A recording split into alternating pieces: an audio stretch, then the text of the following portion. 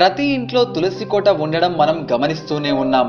అయితే చాలా మందికి వస్తున్న సందేహం ఏంటంటే తులసిని ఏ వైపుగా ఉంచితే మంచిది అని. వాటికి సమాధానమే ఇది.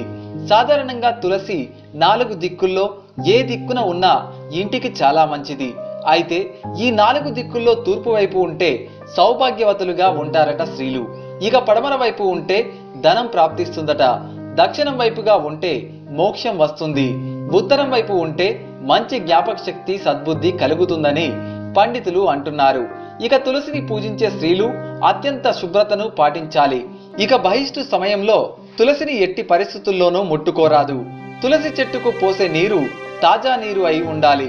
ఒకవేళ తాజా నీరు లేనట్లయితే ఆ నీటిలో కాస్త పసుపు కలిపి పోయాలి.